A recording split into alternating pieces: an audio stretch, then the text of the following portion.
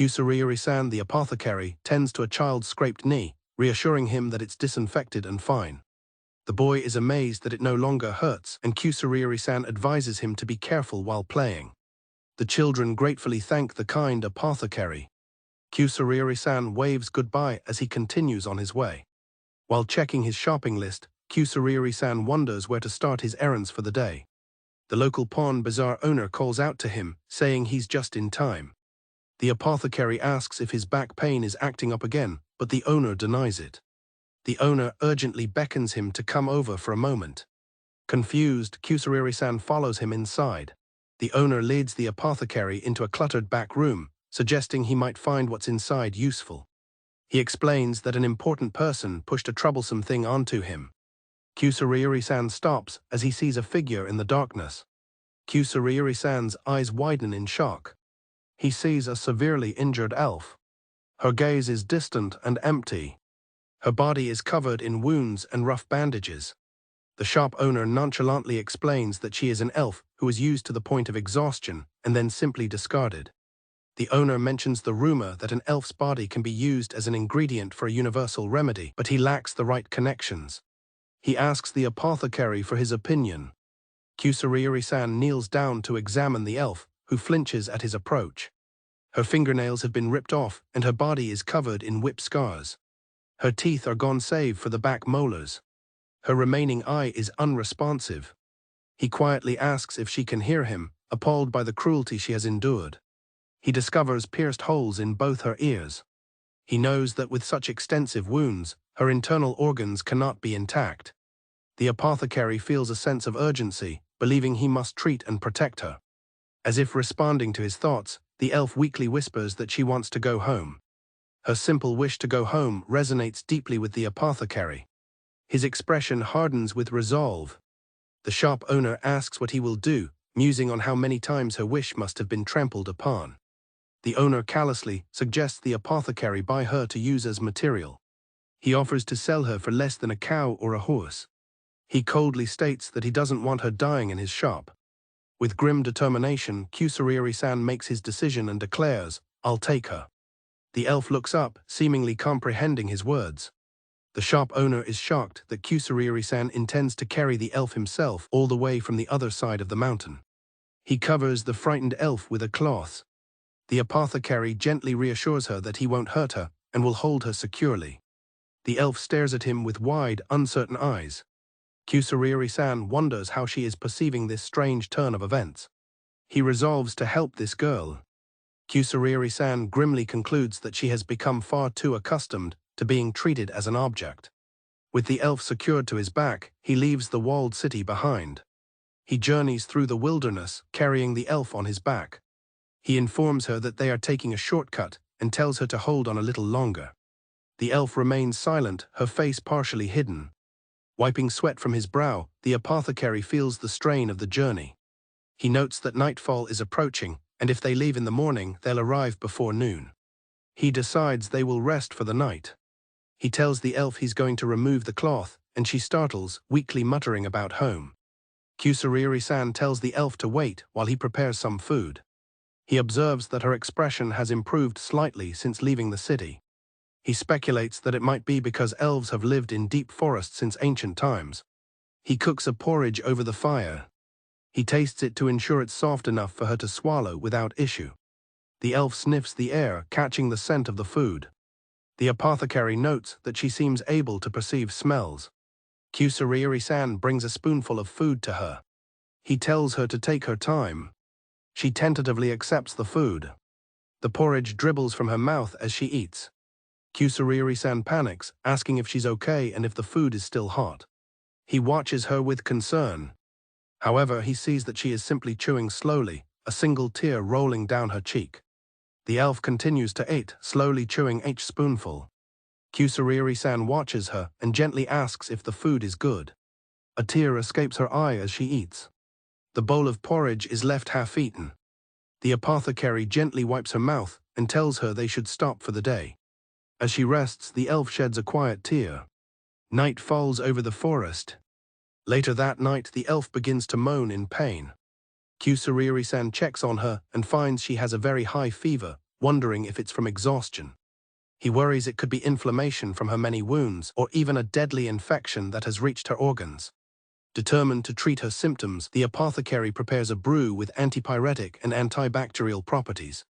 He makes a decoction and crushes a magic stone to add to it.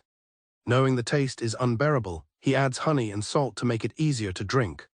He apologizes to the ailing elf, acknowledging it will be hard, and asks her to drink. He encourages her to take it slow and calm down. Kusariri-san gently helps the elf drink the medicine, hoping it will help a little. Her breathing evens out as she rests. After a moment she seems to relax, weakly asking where she is.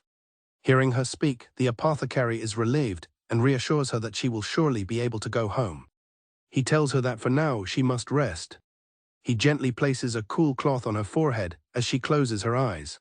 The campfire crackles in the night. Kusariri-san sits watch over the sleeping elf. She rests peacefully for the first time. His promise to get her home echoes in his mind. He sits by the fire, reflecting that his promise may have been irresponsible. Yet he is determined to help her return. He feels responsible since people of his own race, the Artanos, did this to her. He recalls the history of mutual distrust between the 5 races of the continent that began with a war 80 years ago.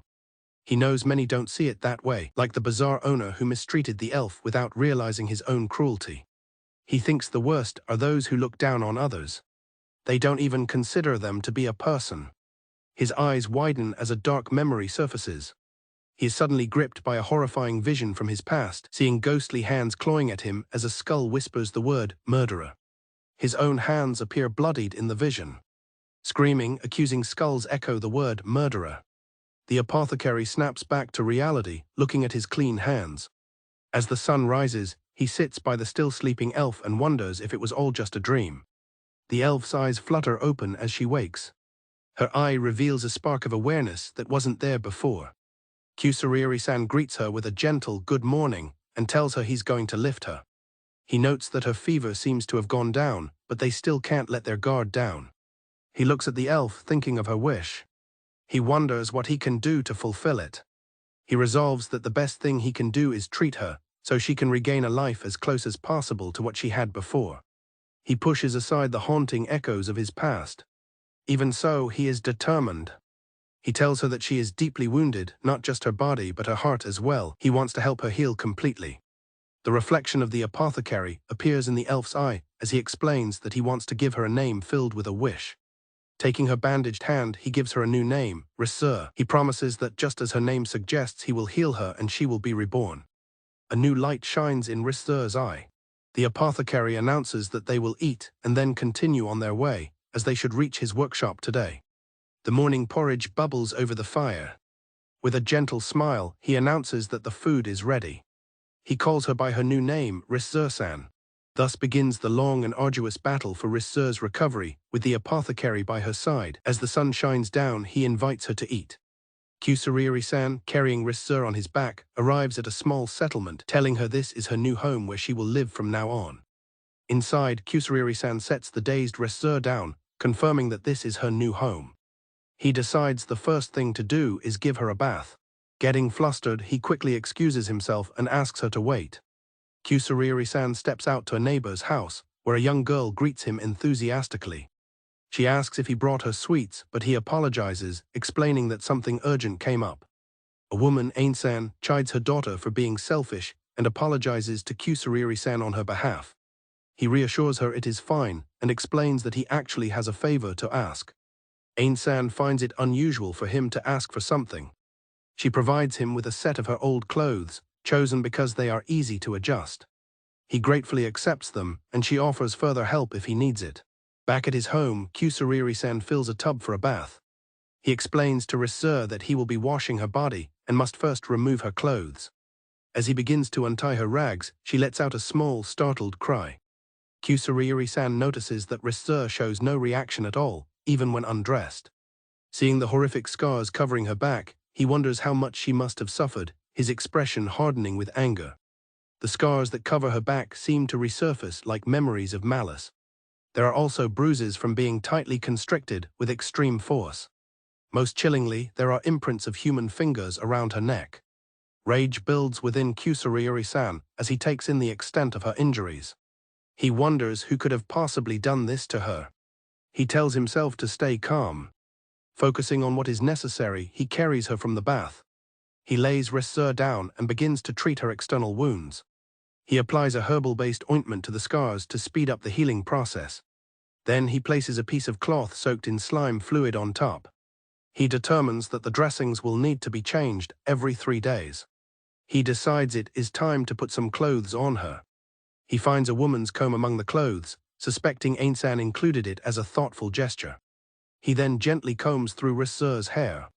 Now clean, treated and dressed in fresh clothes, Resur sits quietly in a chair, her hair combed but her expression still distant and unreadable. Looking at her transformation, Kusariri-san thinks she looks so different now. He feels a profound sense of relief. Now that the tension has subsided, he feels sleepy. He decides it is time for them to have a meal.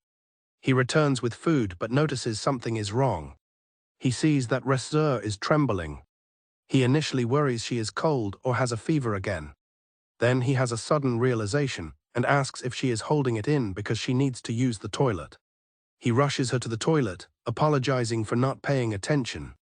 He realizes her sensitivity to physiological needs is still intact and resumes feeding her. He wonders if eating something delicious would help open her heart more. However, he remembers she only has her molars left and wonders if a denture is the only way for her to eat properly. He is also worried about her internal organ damage and the necrosis in her limbs, fearing amputation may be the only option.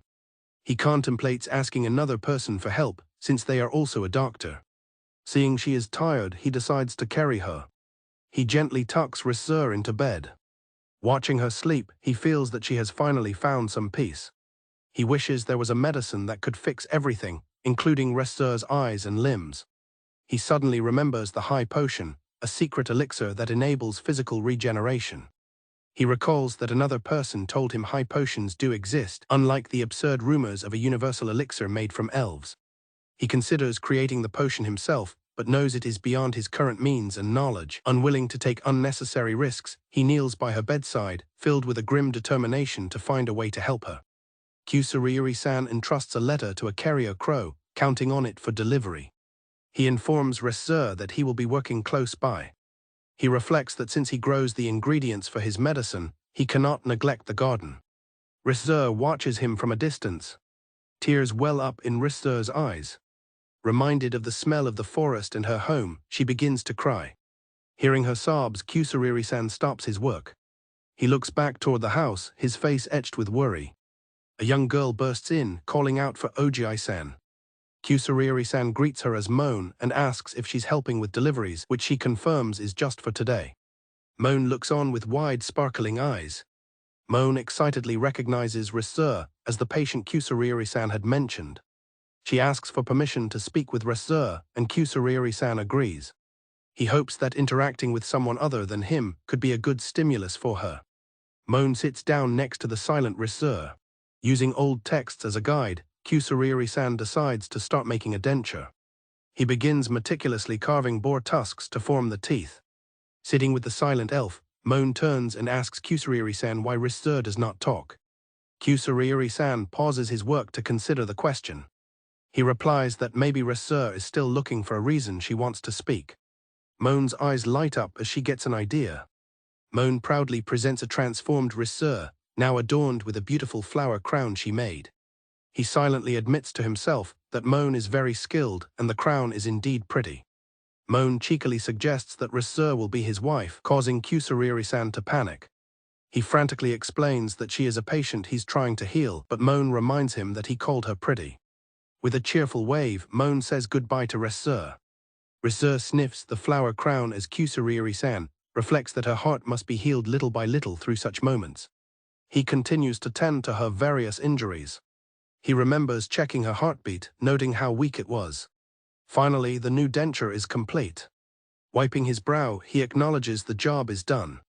Kusariri-san gently fits the new denture for Resur. He tells her they will celebrate the completion of her new teeth tonight. They will have steak for dinner, made from a large cut of meat gifted by a grateful livestock farmer. He explains that he marinated the soft part in liquor and made fine cuts to make it easier to chew. He offers her a piece, inviting her to eat. He carefully brings the fork to her mouth. As she begins to chew, he nervously asks for her opinion. Riseur's eyes widen with shock as she tastes the steak. Kusariri-san looks on, equally stunned by her reaction. She sniffs the food, her senses reawakening.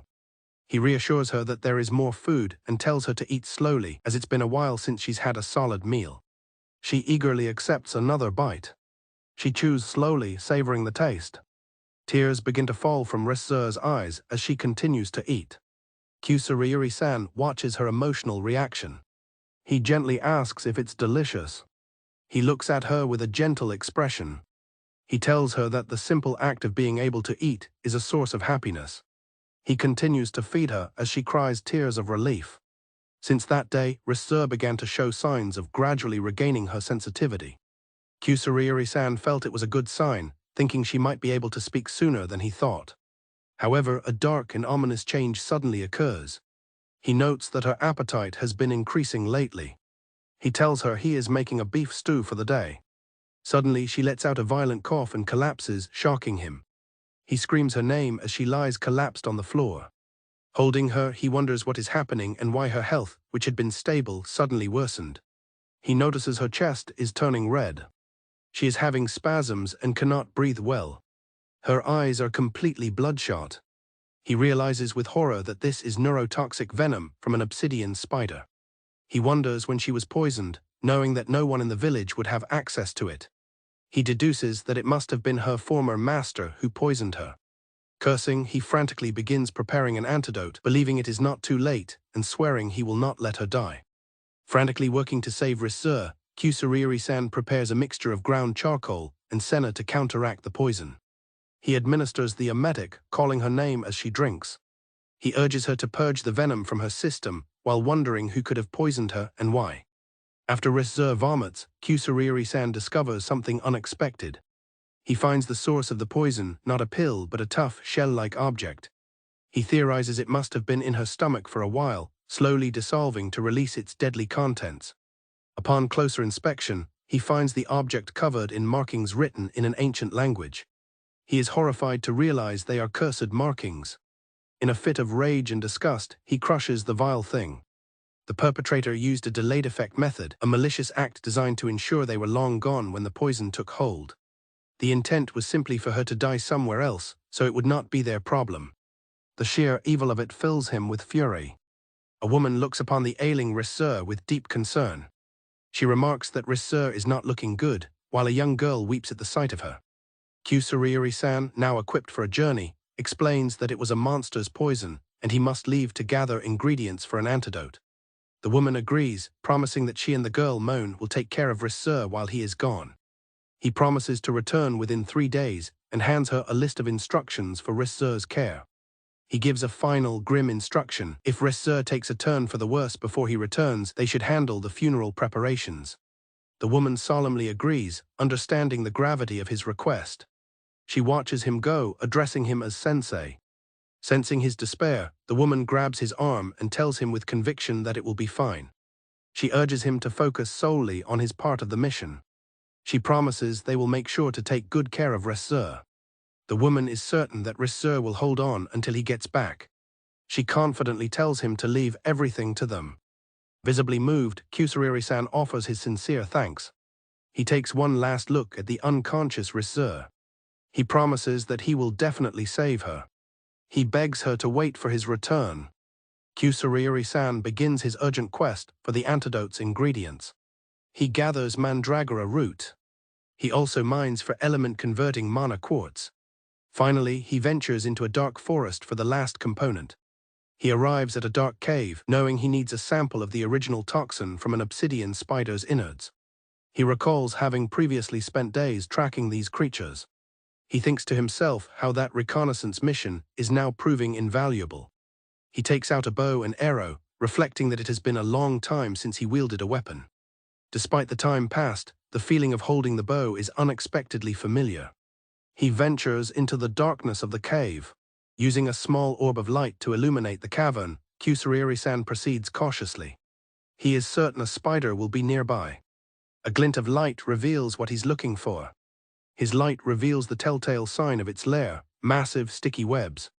His light reveals several cocooned creatures hanging from the webs. Spotting his target, he draws an arrow.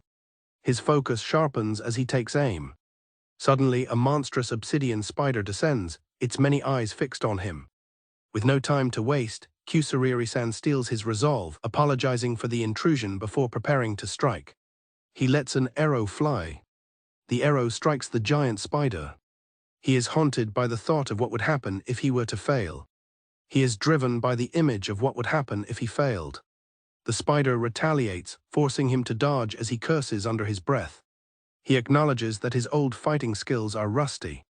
Even though he's been slacking, he knows it's still enough.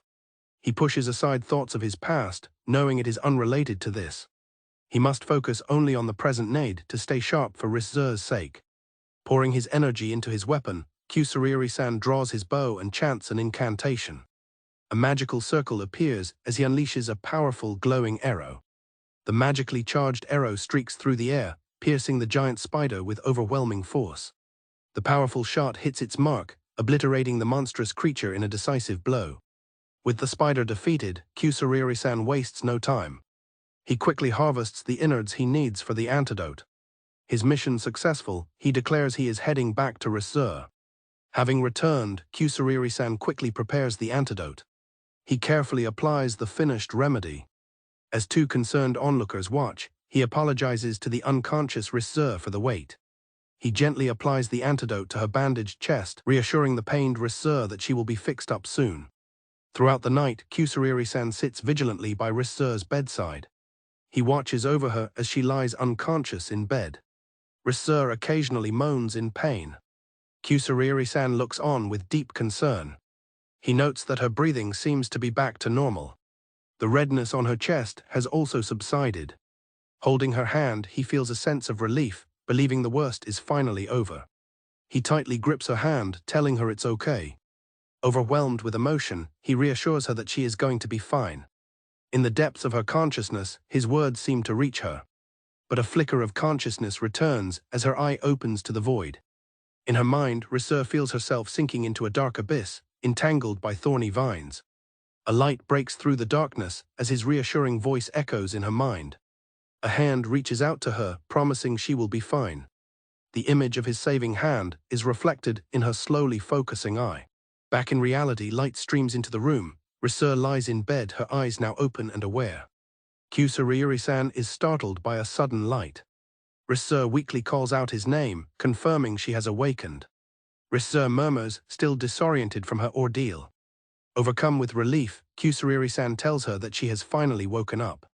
A single tear falls from her eye as she regains consciousness. Kusariri-san leans in and asks if she is able to see clearly. Though her vision isn't clear, she replies that she can sense his presence. He realizes with relief that she can talk again. Tears of joy well in his eyes, he is incredibly glad. Kusariri-san asks Rizur to sit up so he can examine her. As he helps her, he can feel slight movement in her muscles. He assesses that the poison has worn off, and her fever and chest redness have gone down. He checks her eyes and notes that while her vision hasn't returned, her pupils are reacting to light. He speculates that the antidote's ingredients may be stimulating recovery in her damaged optic nerves. Tears begin to stream from her eyes. Kusariri-san gently asks if she is feeling okay or if it hurts anywhere. She looks at her faint reflection and asks if the name he called her, Rizur, is truly her own. Kusariri-san explains that since he didn't know her real name, he just gave her one. He then gently asks if she would like to tell him her actual name. She considers his question about her name. To his concern, she admits that she cannot remember anything. Kusariri-san understands the situation. He realizes she has what is called retrograde amnesia. He worries that since elves live in hidden areas, she will not know how to get back home. He becomes determined, thinking there must be something he can do to get her home safely. As he contemplates this, Rizur tries to get his attention. With tears of gratitude, Rizur sincerely thanks him very much for saving her life.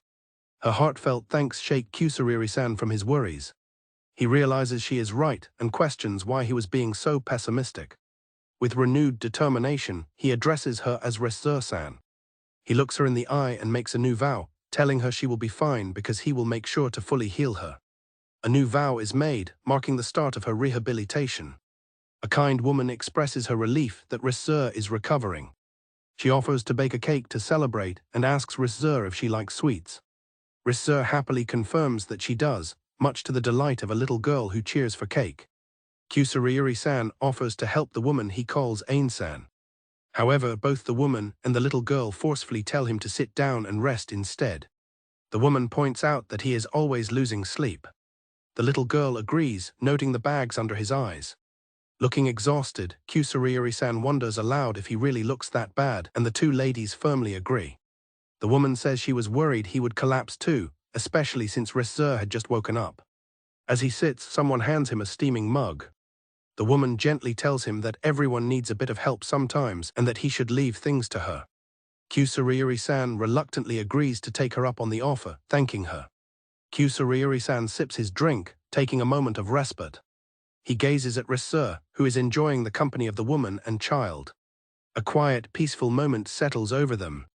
The tranquil scene triggers a memory for Kusuriuri-san, transporting him back to his childhood when he was a desperate, fleeing boy, accused of being a thief. He remembers adults threatening him to stay away from the village. Other children joined in the torment, throwing rocks and telling him to get out. He was beaten and driven away. Alone, the young boy found refuge at the base of a large tree. He huddled there, bruised and dejected. His solitude was broken by the arrival of a stranger. The boy looked up, startled. He saw a towering figure with horns. The stranger knelt down, asking why he was all alone and observing that he looked hungry. The large, horned man smiled kindly, extending his hand and inviting the young boy to come with him to get some food. The boy looked up, wide-eyed and surprised by the act of kindness. He hesitantly accepted the man's offered hand. The horned man prepared a warm stew for the boy. They sat together by a campfire as the boy ate.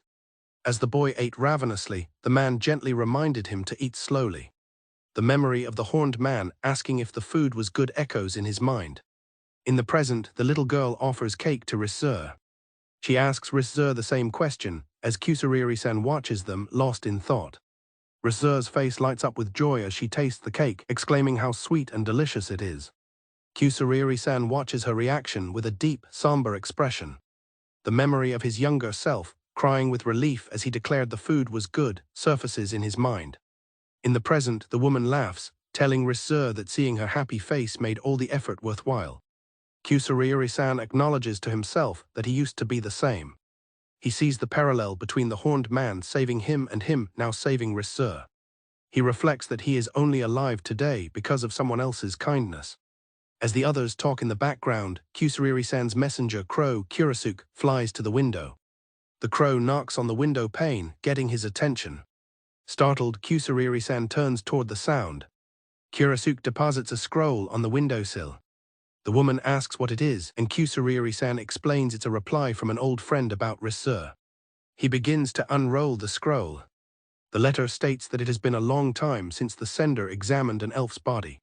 The friend expresses interest, demands money, and Kusuriuri-san sighs, noting they are as crude as always. Kusuriuri-san knows he definitely needs this person's help to examine her necrosis. He realizes that otherwise, the only solution to save her might be to amputate her arms and legs. The woman and child from the village wave them off, wishing them a safe journey. With Risur secured on his back, they set off to visit an old friend. Kusuriuri-san explains their plan to travel north to visit his friend. He elaborates that they must first pass through a forest to reach a teleportation shop in the town of Karuga. He then tells Risur he has put a necklace on her for her safety. He reveals that the necklace can be used to send a distress signal by infusing it with magic. Though he doubts they will be separated, he gives it to her as a precaution for the long journey ahead. Risur quietly agrees. As they continue their trek, Risur hesitantly apologizes, worried that she is too heavy. Kusuriuri-san reassures her with a smile, explaining that he's used to carrying heavy medicine ingredients, so she feels lighter than his usual load. His kind words seem to touch Risur. As evening falls, Kusuriuri-san decides they should make camp for the night. They settle down by a fire, but an awkward silence hangs between them. He reflects that now that she is finally able to speak, he finds himself unsure of what to say. Breaking the silence, Risur shyly asks for his name. The simple question catches Kusariri-san off guard. He realizes they have not been properly introduced. After a moment of thought, Kusariri-san tells her that she can simply call him Apothecary. Risur looks surprised by his answer. Risur smiles warmly, agreeing and saying it is nice to meet him, Mr. Apothecary. He returns the sentiment. He privately thinks it is for the best that she does not know too much about him. Haunted by his past, Kusariri-san feels he has not earned the right to share his true self with anyone. He resolves to focus solely on Risur's treatment and safety. Suddenly, a noise startles him, and he instinctively draws his knife, moving to protect her. A massive bear emerges from the darkness of the woods, its size and ferocity immediately identifying it as a king grizzly. Kusariri-san knows these beasts are especially dangerous before hibernation, and that running away while carrying Risur would be nearly impossible. With the bear roaring aggressively, he feels he has no choice but to stand his ground. Just as the king grizzly lunges, Risur begins to sing. A beautiful, ethereal melody fills the air, stopping both the apothecary and the beast in their tracks. Under the spell of Risur's song, the bear's aggression melts away. Risur reassures the astonished Kusariri-san that everything will be okay. The massive creature turns and peacefully wanders back into the forest. Kusariri-san, stunned by the display of elven power, turns to Risur. He asks if she can talk to animals. She admits she is not sure, but explains that she sensed the bear was not aggressive, but scared. This revelation leaves the apothecary puzzled. Kusariri-san thanks Risur for her help, grateful for her intervention. He looks out into the dark, menacing forest, pondering what could possibly exist out there that would be strong enough to frighten a king grizzly. In a special chapter set before their departure, Kusariri-san finds himself in a deeply uncomfortable situation inside a women's clothing store. He sweats under the cold, suspicious stares of the female staff, wondering how he ended up in this predicament. He recalls a woman kindly offering spare clothes for Risur, noting that they would need warm garments for their journey north. The backstory reveals that the clothes, while well-intentioned, were far too large for Risur. With the borrowed outfit being a poor fit, Kusariri-san is sent into town to buy proper clothes and underwear, while the village woman and children promise to look after Risur. Back in the present, Kusariri-san feels completely out of place, drawing suspicious looks from the female employees. He finds the ordeal more stressful than facing a nest of monsters, but resolves to buy the necessary items for Risur. Steeling himself, he nervously asks an employee for help, admitting he doesn't know how to judge the sizes. The employee eyes him suspiciously and asks if he is buying the clothes for himself. Flustered, Kusariri-san frantically denies it, claiming they are for his sick sister. The employee inquires about his sister's condition, still looking doubtful. He struggles to explain, vaguely stating that she is in bad shape and he is shopping in her place. Her suspicion growing, she presses him for details on what part of her body is having trouble. He blurts out that basically the whole thing is wrong, saying she has a lot of bad parts. Now convinced he is a terrible liar, the employee presses him for his supposed sister's age. Kusariri-san starts to say she is younger, but then recalls that elves have long lives and awkwardly corrects himself, guessing she must be older. His contradictory story solidifies the employee's belief that he is lying, and they stare at him with utter suspicion. On the day of their departure, the shopping trip has paid off. Risur looks adorable in her new outfit, earning praise from the women and offering a shy thank you to the apothecary. Though the woman who helped congratulates him, Kusariri-san is still haunted by the memory of the suspicious employees. While traveling through a forest, Kusariri-san grows uneasy, noting the woods have become unnaturally quiet with no signs of animal life. He senses that something is strange about this forest, filling him with an urge to pass through quickly. As he resolves to hurry, Risur, sensing his tension, nervously calls out to him. Her eyes wide with terror, Risur warns him that something is headed their way. Kusariri-san comes to an abrupt halt on the path. Kusariri-san asks if she can pinpoint the direction of the approaching threat. Risur explains that while she can't tell the direction, it feels very large and gives her a bad feeling. Suddenly, he is alerted to a presence nearby. A colossal snake emerges from the trees, towering over them. Seeing the massive creature, both Kusariri-san and Risur are frozen in shock, now understanding the cause of the forest silence.